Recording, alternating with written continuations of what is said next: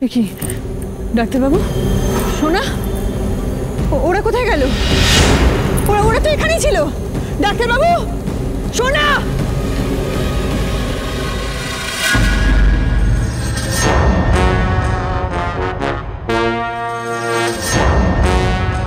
আমি তো ভাবতেই পারিনি যে এত কিছু ঘটে গেছে। আমি তোমাদের কোনো খবর না পেয়ে কলকাতা থেকে তাড়াহুড়ো করে চলে এলাম। আমি বাড়ি যাব। আমি আমার বাবাকে নিয়ে আমি বাড়ি চলে যাব। আর কোথাও যাব না। আমি বাড়ি ফিরতে চাই। নিশ্চয়ই যাবে। তোমার যেখানে ইচ্ছে তুমি সেখানেই যাবে। তোমার মা আসলে এসব না করলে তো এত বড় বড় গন্ডগোলগুলো ঘটে না। আজকে তোমার বাবার তো খুবই খারাপ অবস্থা। আমি তো দেখলাম পুরো ব্যাপারটা। আর তোমার মা তোমার প্রতি কোনো কেয়ারই নেই ওনার।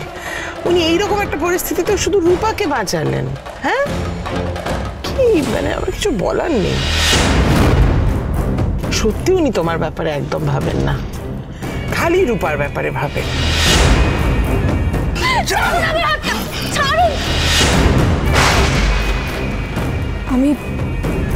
আমি বাড়ি যাব না। আমিও ভেবে দেখলাম চলো বাড়ি ফিরে চলো।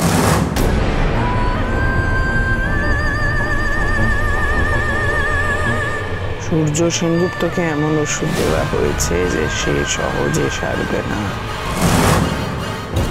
এইবার আমি দেখবো দীপা কি করে। শোনো, মাকে জানাবে না তুমি? মা তো চিন্তা করবে না। আমি বাড়ি যাব। কোথায় হারিয়ে গেল ওরা? এত লোকের মাঝখান থেকে কোথায় যেতে পারে ওরা? অবিনাশ কোথায় যেতে পারে কোনো আইডিয়া করতে পারছেন? কিছু বুঝতে পারছি না। মা, তুমি এত টেনশন করো না, ঠিক খুঁজে পাওয়া যাবে ওদের।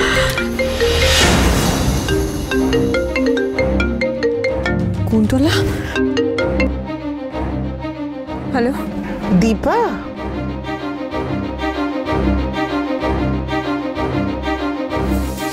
হ্যালো, আমি বাবাকে নিয়ে বাড়ি যাচ্ছি। তুমি ওই বাড়িতে কোনো দিনও আসবে না।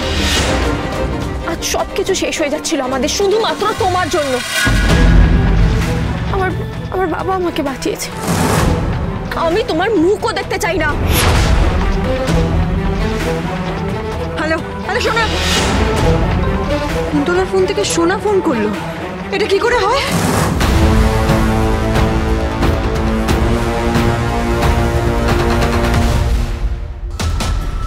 একবার দাদু ভাইকে বলেছি না, তাহলে কিন্তু তোর বাবাকে আর জেল থেকে ফিরিয়ে আনবো না।